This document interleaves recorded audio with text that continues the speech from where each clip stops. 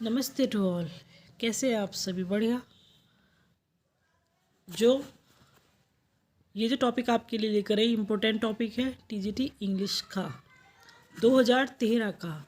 और ये मैंने आपसे कई बार कहा है कि जो प्रीवियस ईयर के एग्ज़ाम पेपर होते हैं वो आपको ज़रूर ही पढ़ने हैं, समझने हैं, याद करने हैं। मीन्स रट लो, याद कर लो, जैसा मन हो, पर वो आपको रटने हैं, याद करने हैं। 2013 है, 2016 है, 2021 है, तीनों ही आपको ज़रूरी हैं रटने, पढ़ने, बहुत ही ज़्यादा। अगर मैं देखूँ 16-21 की, 16 और 21, 2021 का 16-21 का भी हम पढ़ेंगे, मैं आपको बताऊंगी, समझाऊंगी, क्योंकि बहुत ज़्यादा इम्पोर्टेंट 2016 और 2021 का हो जाता है। 2016 के जो क्वेश्चन हैं वो 2021 में रिपीट हुए हैं और कई सारे क्वेश्चन रिपीट हुए हैं, इसीलिए 2013 भी रिलेट करता है, 2023 से करेगा।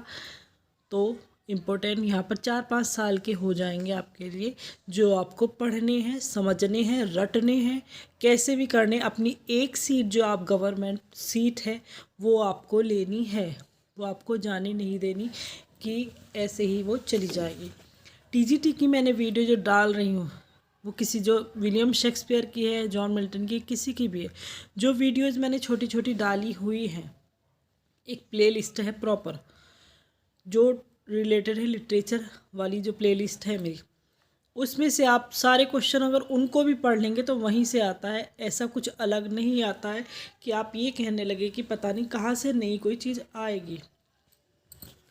तो पढ़ते रहिए, छोटी छोटी वीडियो रहती है मेरी, ज़्यादा लंबी चौड़ी नहीं रहती हैं। अब ये 2013 का जो एग्ज़ाम पेपर है, देख इसका तरीका क्या आता है। स्टार्टिंग में ही कन्फ्यूज हो गए थे, जिन्होंने ये एग्ज़ाम दिया था स्टार्टिंग में ही वो कन्फ्यूज हो गए थे। क्यों? क्योंकि पहले ये लाइनें आ गई। अब कुछ को यही समझ में नहीं आया कि लाइनों में हमें करना क्या है। जो दिमाग इतना वैसा रहता है कि आदमी का, कहते टेंशन में, प्रेशर में, सब पे जिम्मेदारियाँ, सबको प्रेशर है, जॉब चाहिए। तो बहुत से को तो यही समझ में नहीं आया था कि लाइनों का जो है मतलब क्या है। अब मतलब साफ साफ नीचे लिखा हुआ था क्या, choose the right option from the given unseen passage दिया गया था ये उनको। और इतना छोटा सा अनसीन पैसेज दिया गया था, 3-6 लाइन का। और यहाँ भी बहुत सारे जो स्टूडेंट हैं वो गलती करते हैं। अब इसको हम हिंदी में समझते हैं। पैसेज का मैंने ये बताया है कि ये अनसीन ही होता है, ये कभी भी रिपीट नहीं होते, ये कहीं से भी आ जाते हैं, बहुत रेयर चांस होते हैं रिपीट होने के। तरीका मैंने आपको बताया कि सबसे पहले आप क्वेश्चन पढ़ेंगे, इसके जो क्वेश्चन रिलेटेड होते हैं, 4-5 क्वेश्चन कम से कम होते हैं पैसेज से संबंधित। क्वेश्चन पढ़िएगा, जैसे human obligation is do not include. अब यहाँ जब क्वेश्चन पढ़ोगे आप, तो ये आपको यहाँ पर ध्यान आ जाएगा कि ये वर्ड तो हमने यहाँ पढ़ा था, तो यहीं से इसका आंसर हो सकता है। इसीलिए पहले क्वेश्चन पढ़िए, फिर इसको समझिए। अब समझने में भी हम नहीं कहते कि आपको हर वर्ड की हिंदी पता हो, हर वर्ड का मीनिंग पता हो, लेकिन इसका सेंस निकालना होता है आपको। कि वहाँ नहीं समझ में आएगा कि क्या हिंदी है इसकी, क्या कह दिया, लेकिन सिर्फ सेंस निकाल लेना कि वो थोड़ा थोड़ा कहना क्या चाह रहा है। ज़रूर नहीं पूरे टॉपिक का ही, बस थोड़ा थोड़ा समझ में आना चाहिए कि कह क्या दिया। वो थोड़ा अगर आपने समझ लिया तो फिर पैराग्राफ इजी हो जाएगा आपके लिए। बस समझना है आपको कि वो कहना क्या चाहता है एग्जामिनर पैसेज के थ्रू। अब स्टार्ट करते by the obligation, human obligation. Human को सब कोई जानता है, ह्यूमन का मीन्स होता है मानव। मानव के लिए आता है जो मानव, ऑब्लिकेशन क्या होते हैं, दायित्व। तो मानवीय दायित्व से ये रिलेटेड सारा टॉपिक यहाँ पर है कि मानवीय दायित्व कैसे होंगे, कैसे नहीं होंगे। आई मीन अगर जब आई कह रहा है तो इसका मतलब कोई बात कर रहा है कि मैं बात कर रही हूँ। अब मैं लेखक समझ लीजिए, ऑथर समझ लीजिए, कोई भी समझ लीजिएगा, मैं बात कर रही हूँ आपसे, किसी से बात कर रही हूँ। अब मैं आपसे बात कर रही हूँ कि आई मीन मानवीय दायित्व से मेरा मतलब, आई मीन द एबिलिटी, योग्यता टू बिहेव इन रीजनेबल वे। मतलब ये कि मानवीय दायित्व से जो मेरा तात्पर्य है वो ये है कि इंसान को जो है उचित तरीके से बिहेवियर करना चाहिए। अब इसी पे सारा बेस होगा। टू ऑब्जर्व रिस्ट्रेंट क्या होता है, संयम। संयम जो होता है, नियम, कठोरता, ये जो वर्ड आता है संयम के लिए आता है। So that restraint do not have to impose restrain को कैसी, जो संयम में रहना चाहिए, समझ होनी चाहिए अपने जो हमारे दायित्व क्या है, ताकि इम्पोज क्या होता है, थोपना, कि जो कोई भी नियम वगैरह हम पर थोपे ना जा सके। To be able to think, able होना चाहिए, थिंक क्लियरली एंड ऑब्जेक्टिवली, बहुत अच्छे से सोचने का हमारे अंदर क्षमता होनी चाहिए। सो दैट फॉल्स, झूठी, फॉल्स तो झूठे होते हैं, डॉक्ट्रिन क्या होता है, सिद्धांत होते हैं, झूठे सिद्धांत कैन नॉट गेन ग्राउंड, मतलब हमारे चारों तरफ ना आ सके, हमारा मतलब हमें उस झूठे सिद्धांतों का आधार ना मिल सके। हमें अपनी माइंड को इतने अच्छे से सेट रखना चाहिए बिल्कुल, कि कोई भी आसपास जो झूठ सच हो, झूठ होता है, जो अफवाह होती हैं, जो गलत चीज़ें होती हैं, वो हमें गेन अराउंड हमें घेर ना सके, हम पर हावी ना हो सके। In short, I believe that it also mean the ability to see through nonsense political economy. I believe that, मैं विश्वास करता हूँ कि, आई बिलीव दैट, ये क्लॉज क्या हो गई, आई बिलीव, मैं विश्वास करता हूँ, क्वेश्चन निकलेगा क्या, तो नाउन क्लास है ये, अगर मैं क्लॉज को बताऊँ तो इसमें नाउन क्लास है, आई बिलीव, मैं विश्वास करता हूँ, और क्वेश्चन क्या निकलता है, क्या विश्वास करते हो, दैट, यहाँ से नाउन क्लास स्टार्ट हो जाती है। तो मेरा मानना है कि देख, ऑब्जेक्ट एबिलिटी होनी चाहिए थ्रो नॉनसेंस जो होती है, बकवास, पॉलिटिकल जो राजनीति होती है, इकोनॉमिकल होता है, साइंटिफिक वैज्ञानिक होता है, and so and the feeling that is duty to, मतलब ये जो कोई भी बकवास राजनीति होगी या इकोनॉमिकल, कोई भी आपके सामने बकवास तथ्य दे दिया जाए, चाहे वो साइंटिफिक हो, चाहे इकोनॉमिकल हो, चाहे पॉलिटिकल हो, आपके अंदर इतनी क्षमता होनी चाहिए कि उसका विरोध कर सके, उसको आप समझ सके, and the feeling that is duty to resist it, तो मीन्स उसका विरोध करना आपका कर्तव्य होता है। इतना छोटा सा पैराग्राफ। अब इस पे क्वेश्चन देखते हैं। Human obligation do not include, means जो मानवीय व्यवहार है उनमें शामिल नहीं है, इंक्लूड मीन्स शामिल होता है, शामिल करना।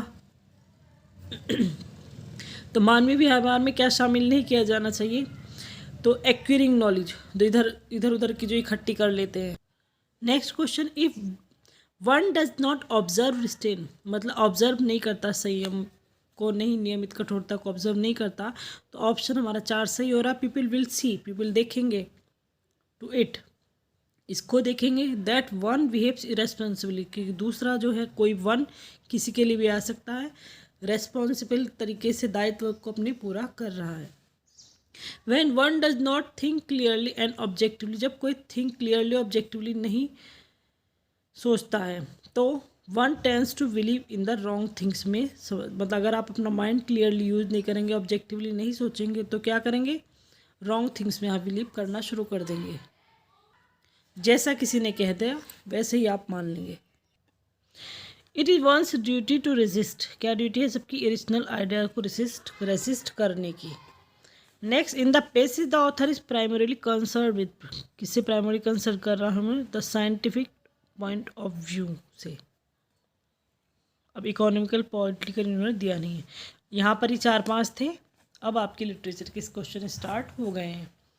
मिल्टन्स एरोपेगिटा बहुत इंपॉर्टेंट, वेरी वेरी इंपॉर्टेंट।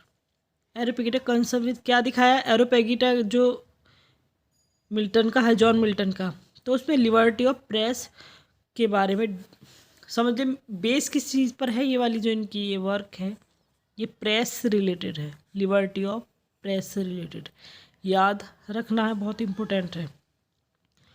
यहाँ पर ग्रामर शुरू हो गई। अब change the following sentence into complex sentence में क्या आएगा, noun class, adverb class, adjective class, complex sentences में आते हैं। अब ऑप्शन देख लेते हैं।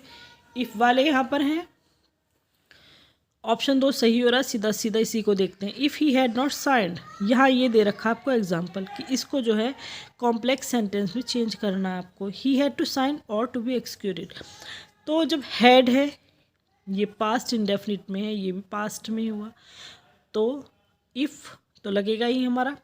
If he had not signed, जब यहाँ पर हैड आता है तो दूसरे वाले सेंटेंस में वुड हैव आएगा। ये कंडीशनल सेंटेंस में मेन जो सही तरीका होता है वो कंडीशनल सेंटेंस में ही सीखे जाते हैं कि इफ़ के साथ अगर प्रेजेंट पास्ट इंडेफिनिट यूज़ हो रहा है तो दूसरे सेंटेंस में क्या यूज़ होगा।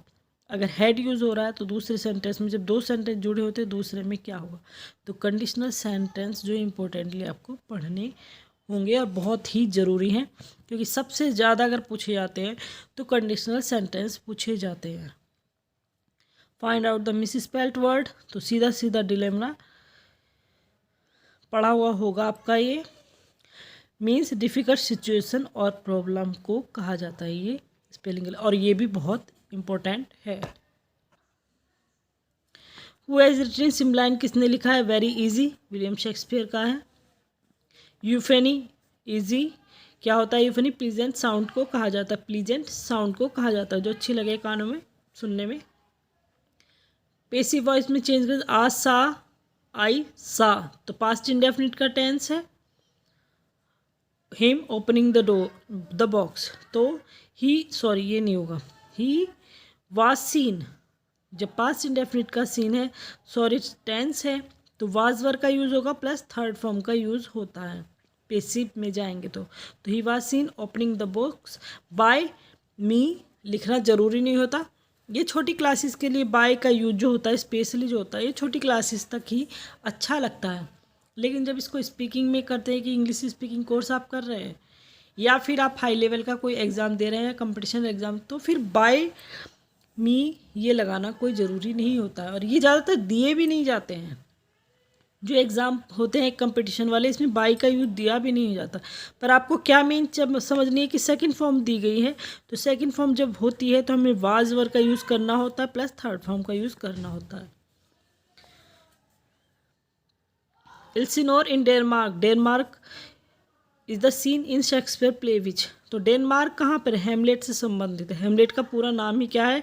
हेमलेट द प्रिंस ऑफ डेनमार्क है। तो जब डेनमार्क, हेमलेट के पूरा टाइटल नेम ये है, ये भी आपको पता होना चाहिए कि हेमलेट का कंप्लीट नाम क्या है। हेमलेट प्रिंस ऑफ डेनमार्क है, तो कहाँ पर आ गया ये? हेमलेट में। Find out correct option, very easy. Sonnet में कितनी लाइनें होती है? 14। Which of the following sentence is in passive voice में कौन सा सेंटेंस है? Always reach the school at time, नहीं, यहाँ पर थर्ड फॉर्म नहीं है पहली बात तो। प्लीज़ ब्रिंग, यहाँ भी थर्ड फॉर्म नहीं है। Let him read a book, यहाँ भी नहीं है। Let the salary be given to this clerk, तो ये तो ईजी था पहचानना। How many parts are there in the prelude में कितने पार्ट्स है? बहुत इंपॉर्टेंट ये क्वेश्चन। तो प्रीलोड में कितने हैं? 14 पार्ट्स हैं। इंपॉर्टेंट क्वेश्चन है ये बहुत ज़्यादा। गेल्सवर्दी प्ले, ये भी इंपॉर्टेंट क्वेश्चन है। Galsworthy play this type deals with the subject of, तो इसमें लेबर डिस्प्यूट, जो मजदूरों के और मिल मालिकों का झगड़ा दिखाया गया है। जॉन गेल्सवर्दी का ये प्ले जो है। Choose the correct meaning of the given word, Kraven, इसका वर्ड जो है मीनिंग पूछा गया या सिनोनियम्स पूछा है। यहाँ पर जैसे करेक्ट मीनिंग है, इसी की जगह अगर सिनोनियम लग देते तो बात एक ही होती है। तो इसका मीनिंग क्या होता है? कावर्डली, मतलब कायरता से। Who has written Jocelyn, important question. Among the following से ये किसका वर्क है? तो ये जॉन गेल्सवर्दी का important question. Name the figure of speech, boy will be boy, ये तो सुना हुआ, मैन विल बी मैन, एक ऐड भी कोई सा आता है।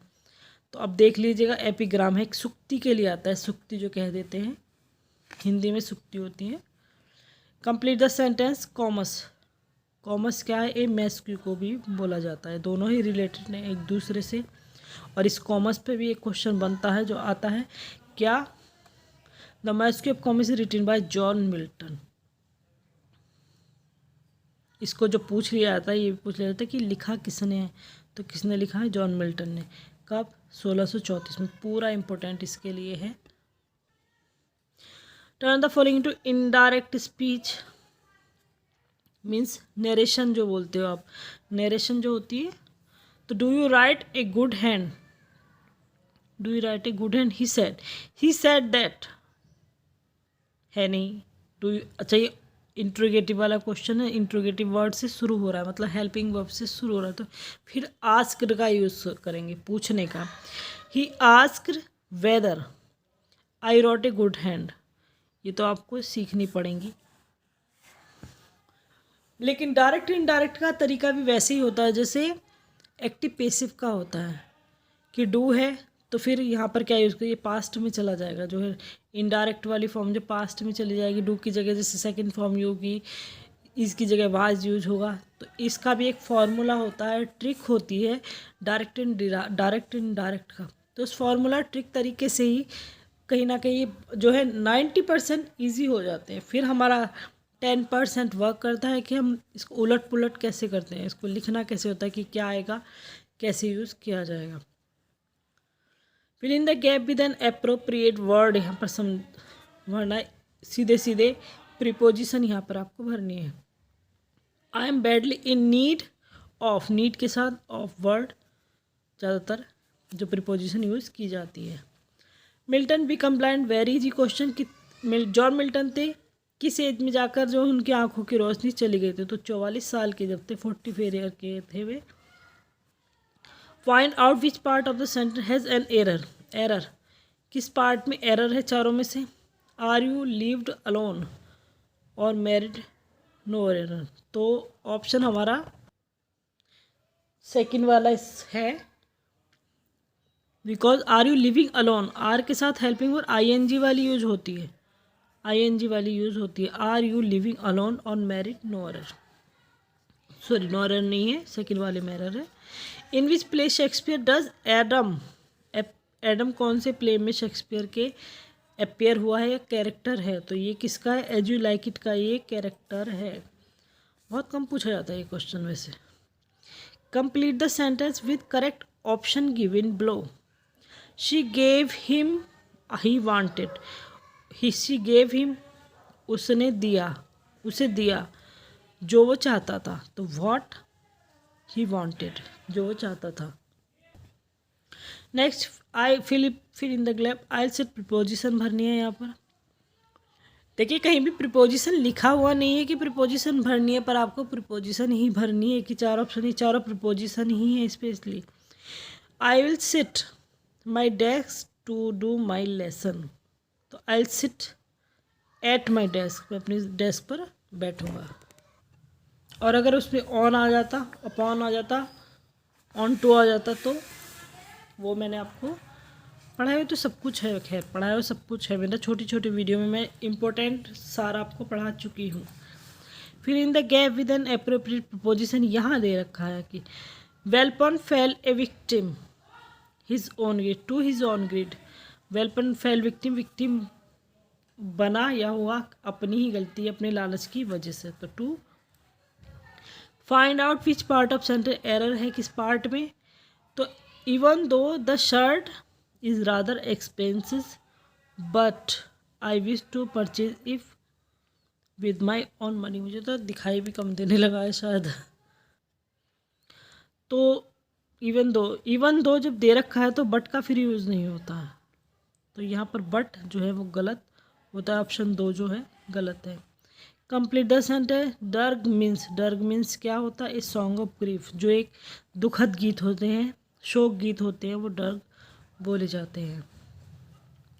Correct option, one impulse from a vernal wood, the above line has been quoted from, कहाँ से, तो द टेबल्स टर्न से लाइन जो है ली गई, और ये इम्पोर्टेंट ही लाइन है, भले ही आपको नहीं लग रही है पर ये इम्पोर्टेंट लाइन है। विलियम वर्ड्सवर्थ की टेबल टर्न जो है, इस पे डॉक्टर रंजीत सिंह के प्रैक्टिस सेट में भी कई सारे क्वेश्चन टेबल टर्न पर है, तो ये इम्पोर्टेंट हो जाती है फिर काफ़ी।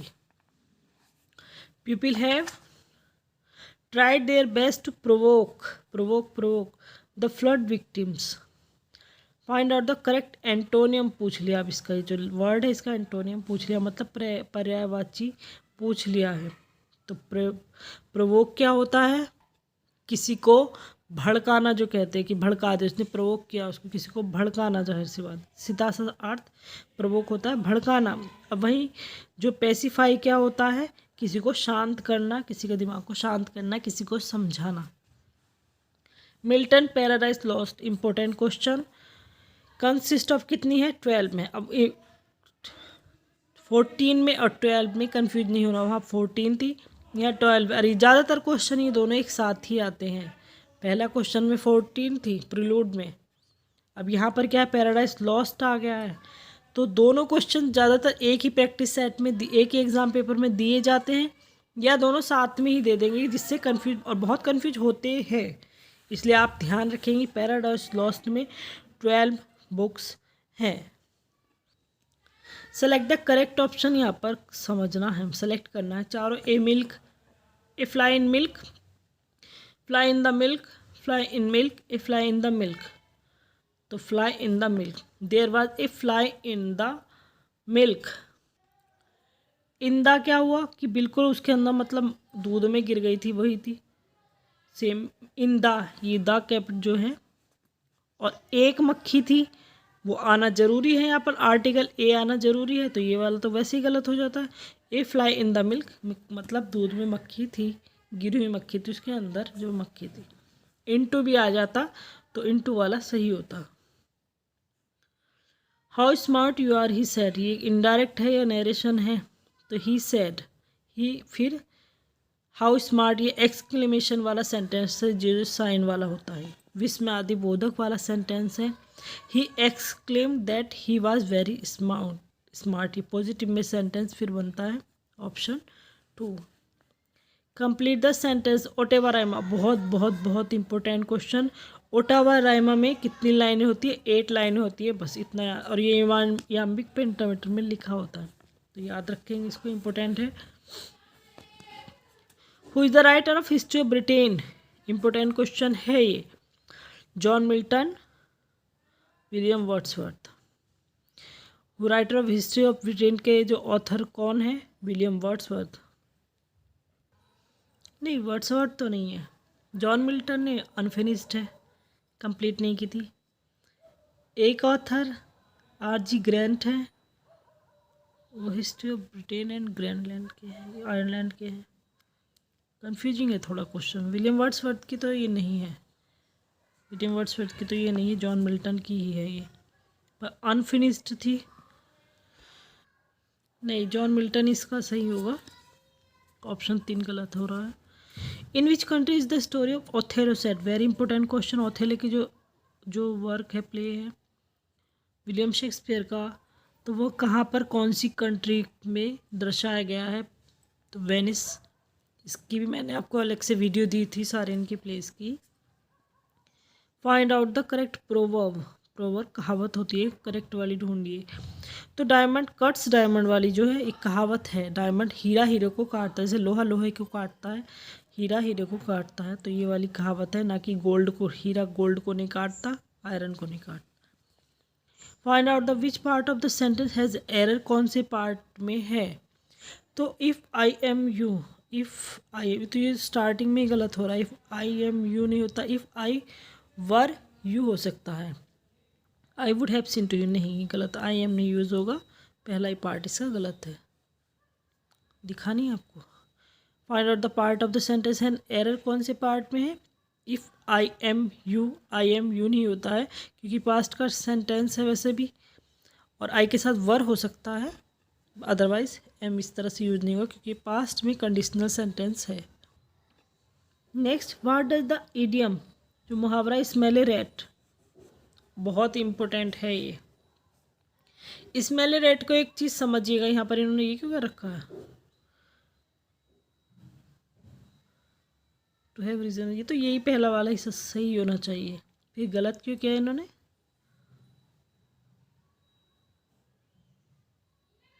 पता नहीं। स्मेल ए रैट क्या होता है, किसी चीज़ का सस्पेक्ट करना। अच्छा, रेस्पेक्ट आ रहा है इसमें, रीजन टू रेस्पेक्ट नहीं, सस्पेक्ट होना चाहिए, रेस्पेक्ट है इसमें, तो सस्पेक्ट होता है स्मेल रेट। जैसे कहते हैं ना कि हम कहीं बैठे हैं, किसी चीज़ की जैसे चूहे की खुशबू आ रही है या किसी चीज़ की स्मेल हमें आ रही है, समझ रहे हैं कि हम कुछ तो है, कहीं तो चूहा है या इस कुछ चीज़ है, दिमाग में हमारे है, सस्पेंसन है, एक सस्पेक्ट कर रही है, एक रहस्य सा लग रहा है कि कहीं ना कहीं से कोई स्मेल आ रही है, कोई गंदी, गलत, तो उसे सस्पेक्ट में दिया जाता है, रेस्पेक्ट इन्होंने दे दिया, तो इस हिसाब से ऑप्शन इसका कोई मैच नहीं कर रहा है। बाकी to have reason to suspect होगा, वो सही होगा। In which Shakespeare play does the following occur, the bright day is done and we are for the dark, कहाँ से ली, एंटोनियो क्लियोपैट्रा से ये लाइनें ली गई हैं। करेक्ट करना है फॉलो, देखिए करेक्ट आपको यहाँ पर करना है सेंटेंस कौन सा, करेक्ट द फॉलोइंग सेंटेंस को करेक्ट करना है। इट वॉज बिटरली कोल्ड, बहुत ठंड थी, खतरनाक वाली ठंड थी। तो बिटरली कोल्ड बोला जाता है, ना कि awful. Choose the name of the Roman general who conquered England in 43 BC। Claudius. The Roman came to Britain. यहाँ पे हिस्ट्री आ गई है इंग्लिश की, हिस्ट्री ऑफ इंग्लिश यहाँ पर आपको दे दी गई है, पढ़नी जरूरी है और वो आपके लिए। Pick out the correct spelling of the word among the following words. Correct word choose करना है, platitude. Next find out the mistake in the sentence given. Sentence की मिस्टेक दी गई। इन्होंने पूरा एग्जाम पेपर मिक्स कर रखा है, कहीं लिटरेचर डाल दिया, फिर एक ग्रामर का डाल दिया, इस तरह से मिक्स कर दिया। कहीं भी प्रीपोजिशन आ रही, कहीं करेक्शन कितनी बार, तीसरा चौथा आ रहा है शायद ये, पर एक साथ नहीं दिया, इधर उधर करके इनको डाल दिया। इन द ड्राइवर बस पुट इन द प्रिजन में इन्होंने मिस्टेक जो है, इन द प्रिजन नहीं होता, सिर्फ इन प्रिजन होता है, आर्टिकल नहीं लगेगा प्रिजन के साथ में, तो हाँ इन प्रिजन। ऑप्शन 2 गलत हो रहा है। Choose the sentence passive voice. Passive voice direct indirect, बहुत अच्छा टॉपिक है पढ़ने के लिए, नंबर्स के लिए। Clauses. Do you not understand my meaning. Do की जगह आपको बताया इज आर एम वाजवर का यूज़ होता है सेंटेंस के अकॉर्डिंग, तो इज आर एम वाजवर यहाँ इनमें सेंटेंस में दे रखा है, क्योंकि ये इंट्रोगेटिव है तो स्टार्टिंग में ही दिया गया है। अब आगे को तो इजी है, थर्ड फॉर्म देखनी है। Is my meaning understood. My meaning है, do you not understand my meaning, तो माई मीनिंग मेरा मतलब समझ में नहीं आ रहा है, तो my meaning, is my meaning understood. Find the correct sentence यहाँ पे ढूंढना है। He was astonished at use होता है, एस्टोनिस्ड के साथ जो प्रीपोजिशन एट लगती है, तो पहला और बहुत इम्पोर्टेंट ये प्रीपोजिशन वाला वर्ड है। Pick out the correct antonym ढूंढना है। Extreme poverty has reduced them to state of apathy. Pick out the correct antonym among the following words. इस बुक में अंडरलाइन नहीं किया गया, बल्कि अपैथी का इन्होंने पूछा है। अपैथी का बहुत ही इम्पोर्टेंट ये वाला वर्ड होता है, इसका इंथुजियाज्म जो है करेक्ट एंटोनियम होगा। ये तो मैंने एस के अरोरा की जब आपको बताए थे एंटोनियम सिनोनिम्स, वहाँ पर ये सारे वर्ड्स आए थे इम्पोर्टेंट वाले, बताए थे मैंने आपको कि कौन कौन से इम्पोर्टेंट होते हैं। इन विच वे are very important question. Justice कब पब्लिश हुई थी, तो 1910 में। Who is Harold Cleaver. In Galsworthy की जस्टिस में हेरोल्ड क्लीवर कौन है, तो गवर्नमेंट काउंसिल ये है। In which year Galsworthy refuse to the offer of a knighthood की उपाधि को इन्होंने कब रिजेक्ट कर दिया था, रिफ्यूज कर दिया था जॉन गैल्सवर्दी ने, 1970 में। Important question. Who wrote lilies that fester smell far worse than weeds. किसने लिखे, विलियम शेक्सपियर की ये लाइनें हैं, विलियम शेक्सपियर की। लाइफ ऑफ मिल्टन, ये important, has been written by, किसने लिखी थी, सैमुअल जॉनसन ने लिखी थी। Life of Milton Samuel Johnson ने। What is true of the form of Shakespeare sonnet की फॉर्म का जो ट्रूनेस क्या है, तो एक क्वेट्रेन है। क्वेट्रेन कितने लाइनों का होता है, 4 लाइन का, और कपलेट होता है कितने लाइन का, 2 लाइन का। टोटल 40 लाइन हो जाएंगी कि 3 क्वेट्रेंस, 4 ही कम 4, क्वेट्रेंस कितने हैं, 3।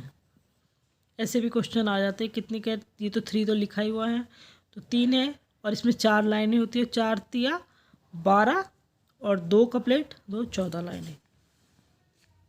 Fill in the gap with an appropriate auxiliary word यहाँ पर देनी है आपको, कौन सी आएगी। He was tried that he, past indefinite, sorry past का टेंस है तो यहाँ भी पास्ट ही यूज़ होगी, डिड यूज़ होगा नहीं, ठीक है। कुड यूज़ होगा यहाँ पर, कुड। ही वॉज ट्राइड, वो ट्राई कर रहा था, that he could scarcely stand, खड़ा हो सके। Why did the defrauded you of your earnings. Defrauded why did he defrauded you of your earning, क्या करना, वॉइस चेंज करनी है। तो वॉइस चेंज के लिए भाई तो पहले आना ही है, डिड की जगह वाज वर का यूज़ होगा और सेकेंड फॉर्म, तो वाई वर, वाज वर हो गया, यू के according, were you defrauded of your earning, by him भी ना होता तो भी कोई बात नहीं थी। इन विच प्ले शेक्सपियर हैज़ प्रेजेंटेड ए रॉयल क्रिमिनल, कहाँ पर प्रेजेंट दिया है, रिचर्ड थर्ड। रिचर्ड थर्ड को आपको पढ़ना है, इसके कैरेक्टर, इसकी स्टोरी, 2-4 क्वेश्चन इस पे से आ सकते हैं। Name the figure of speech the following lines, figure of line तो दे ही नहीं रखी इन्होंने, लाइन नहीं दे रखी आप, तो इसको छोड़ते हैं। यहाँ पे है experience the name everyone give, तो ये सुक्ति है, वही epigram. When was John Galsworthy awarded, important question, John Galsworthy को नोबेल प्राइज कब मिला था, बहुत इंपॉर्टेंट, 1932। इफिफेनी मीन्स क्या होता है, manifestation of God's presence. Hamlet and his problem किसने लिखी, बहुत इंपॉर्टेंट, थॉमस एलियट ने लिखी है। The Globe theatre, important question, burn down कब हुआ था, ग्लोब थिएटर से समझ जाना कि ये इंपॉर्टेंट क्वेश्चन है। ग्लोब थिएटर के पास 2-3 क्वेश्चन इसके ऊपर बनते हैं और 2-3 क्वेश्चन ये आपको पता होने चाहिए कि ये कब जला, कब ये खुला और किसके टाइम में था, ये सारे आपको पता होने बहुत ज़रूरी हैं। The error of judgement in tragedy is known as, hamartia कहा जाता है, जो एरर ऑफ जजमेंट में जब एरर हो जाता है उसे हेमार्शिया कहा जाता है। इन विच ईयर मिल्टन का पैराडाइज लॉस्ट पब्लिश हुआ था, बहुत बेसिक सा क्वेश्चन है, 1667 और इम्पोर्टेंट क्वेश्चन है। The reverse, complete the sentence, the reversal of Fortune of tragic hero is called, क्या करें, परपेटिया, ये भी मैंने शायद वीडियो डाली हुई है आपको, और बहुत ही इंपॉर्टेंट ये भी टॉपिक है ये। कैथरिस क्या होता है, एपिस्टल क्या हो, परपेटिया क्या, पॉइसिस क्या होता है, ये एक टॉपिक है, इनके बारे में आपको पता होना ही चाहिए। What is the full name mister WH, अब यहाँ पर सीधा आपको क्या दे दिया, हार्वर्ड दे दिया, और ये मिस्टर WH के 2-3 नाम हैं, जो मैं विलियम शेक्सपियर आपको पढ़ाया था, 2-3 नाम बताए थे कि 2-3 नामों में से कोई सा भी आ सकता है आपके सामने। यहाँ पर विलियम हार्वर्ड लिखा हुआ है, तो यहाँ पर ऑप्शन यही सही है। अदरवाइज 3 नाम इसके फेमस हैं जो आपको पता होने चाहिए, और मैं वीडियो में कई बार ये बता चुकी हूँ सारे क्वेश्चन ही। अभी तक मुझे ऐसा कोई क्वेश्चन नहीं लग रहा है जो मैंने नहीं पढ़ाया, नहीं समझाया है, सारे क्वेश्चन पढ़ाए हुए आपके हैं, और जो जिसने पढ़ लिया होगा उसके लिए हार्ड नहीं लग रहा होगा, तो वीडियो स्किप करना आसान हो सकता है। Find out which part of centre error किस पार्ट में है, तो बिसाइड्स इज अदर, तो बिसाइड्स और बिसाइड का यूज़ आना चाहिए, एक पास में होता है, एक अतिरिक्त होता है, तो ईच अदर एक दूसरे के पास के लिए क्या आएगा, बिसाइड एस हट जाएगा। विच of the following flower does the made Ophelia not give away, made Ophelia not give away, जो है वॉयलेट्स, याद रखना होगा ये flower, important question. Choose the correct alternative. Have known, knew, know and correct के have known होता है, have के साथ थर्ड फॉर्म का यूज़ किया जा रहा है, और ये तो कोई स्पेलिंग होती नहीं है।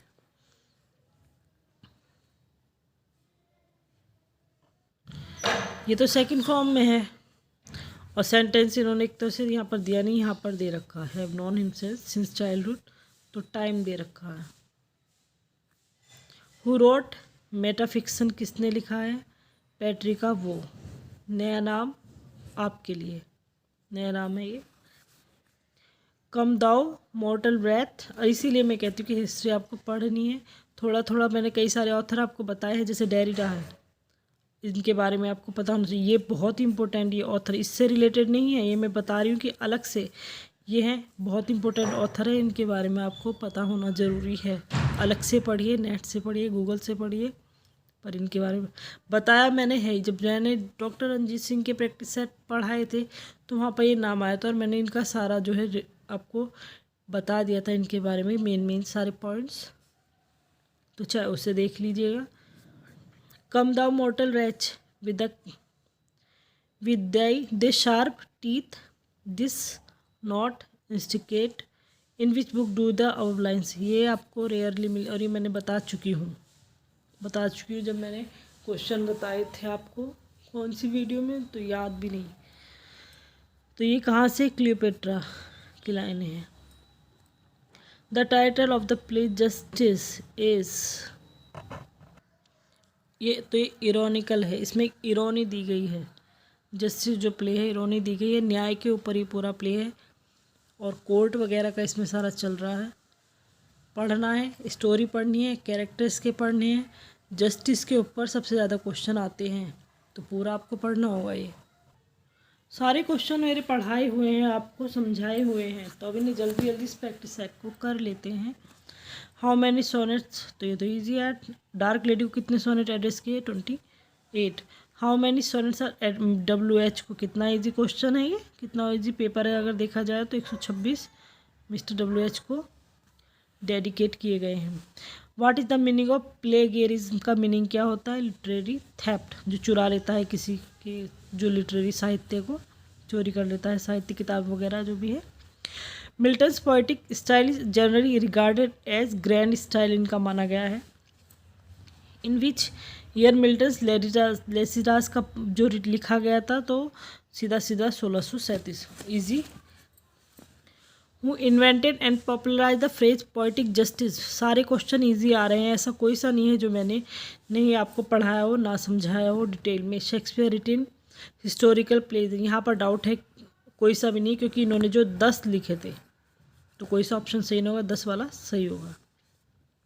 व्हाट इज द सिनोनियम विजडम का सिनोनियम क्या होता है, बुद्धिमान का, तो सैगसिटी। और ये इंपॉर्टेंट याद रखना, ज़्यादातर ये पूछा जाता है, ये ऊपर लिखा होता है और ये नीचे लिखा होता है, तो ये वर्ड जरूर याद रखेंगे।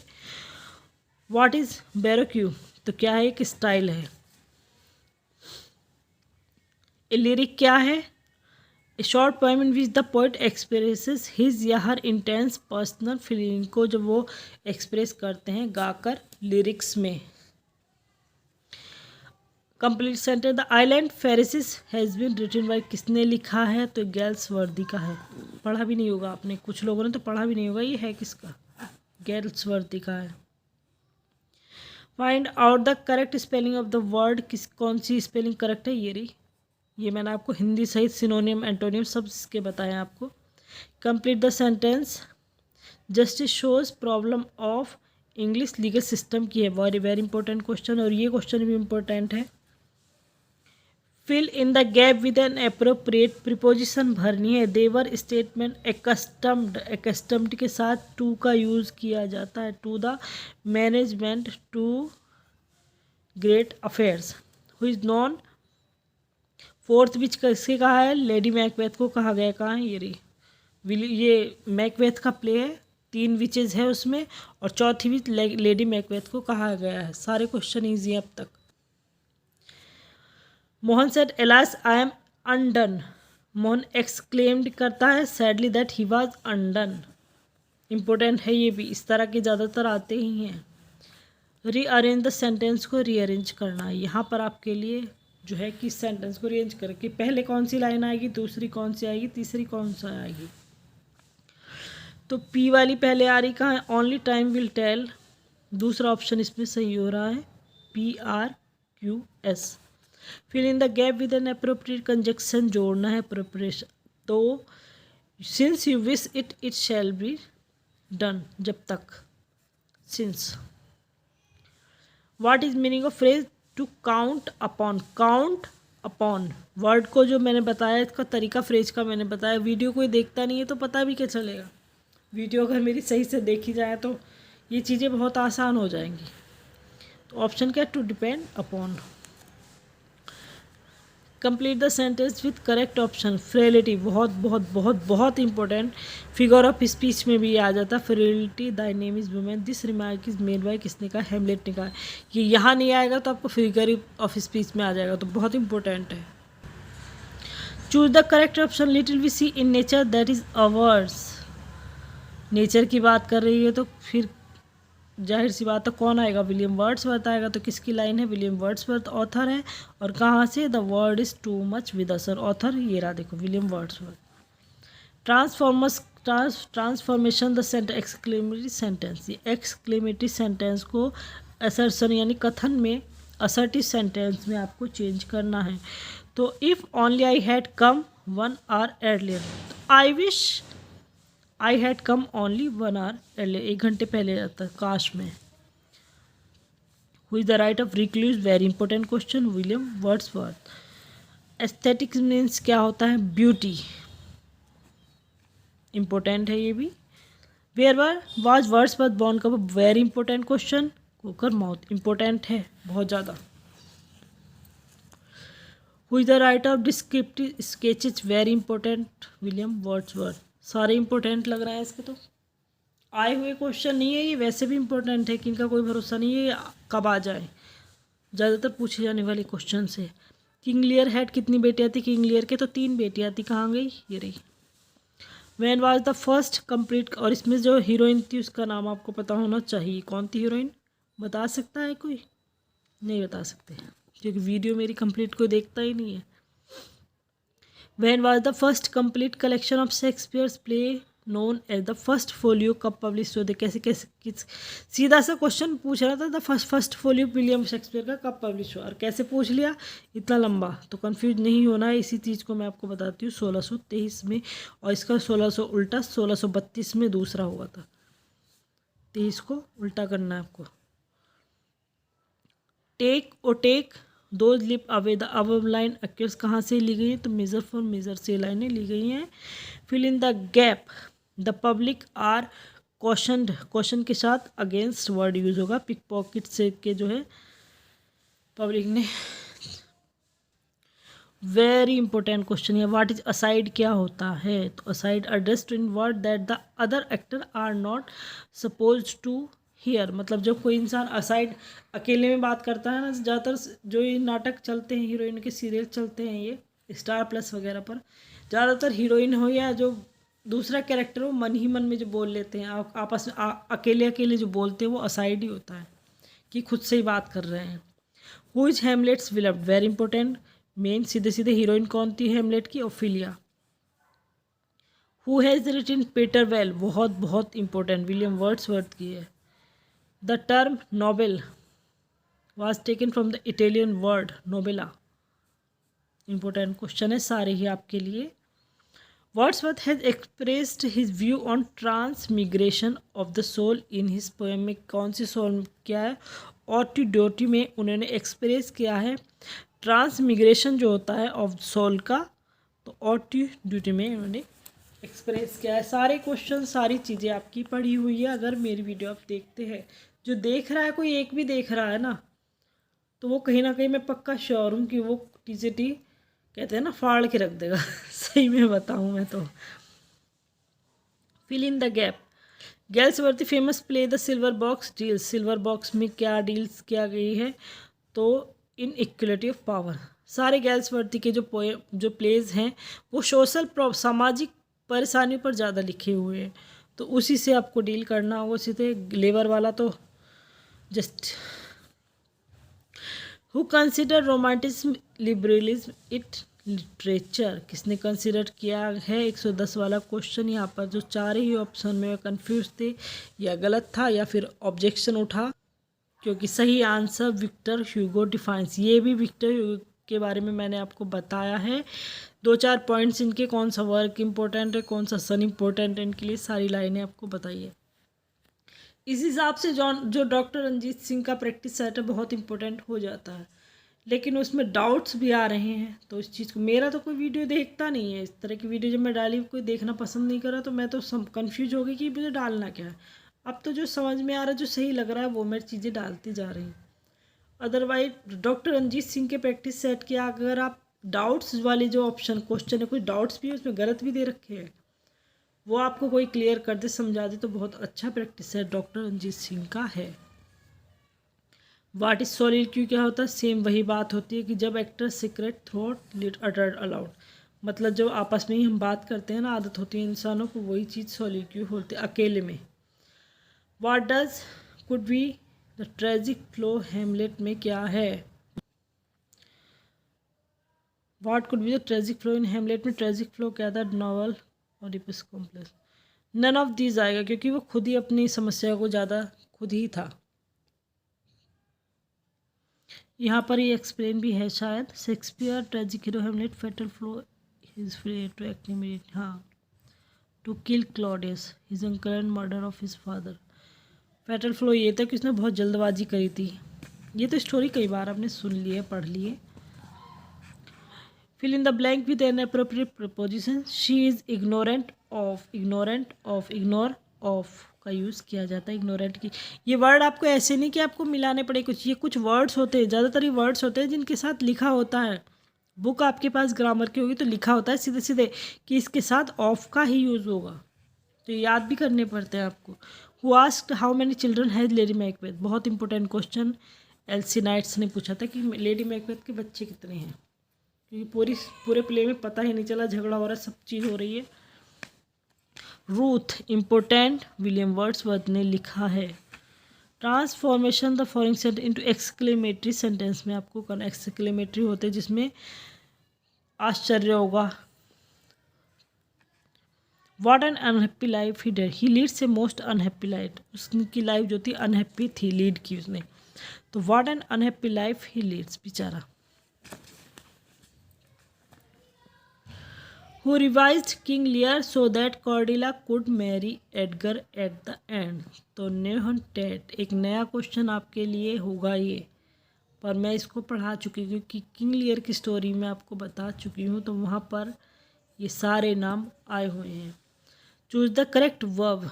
दिस पेपर ट्वाइस वीकली, तो दिस पेपर अपियर्स, यह पेपर अपियर होता है के लिए आएगा present indefinite tense. Others avoid, बहुत ज़्यादा इंपॉर्टेंट क्वेश्चन, किसने कहा? मैथ्यू अर्नोल्ड ने कहा है। In which Shakespeare play does Quran appear? तो कौन से शेक्सपियर के कौन से प्ले में कैरेक्टर जो है अपेयर हुआ है? किंग लियर में। Find out the mistake in the sentence में मिस्टेक आपको, she has told me that she saw my uncle at the fair on last Friday, गलत ऑप्शन होगा, क्या होगा?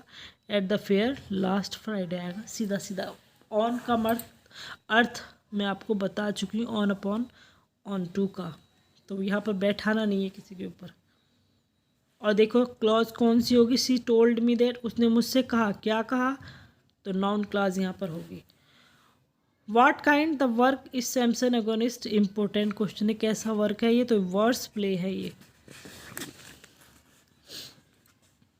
Complete the sentence. Simplicity, sweet music and melody are remarkable feature of Waller का है, Waller के लिए simplicity, sweet and.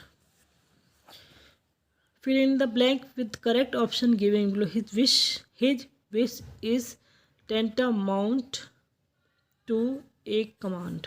Tantamount to a command. In which year the Prelude was published? Important question. 1815. यहाँ आपके 125 question खत्म होते हैं।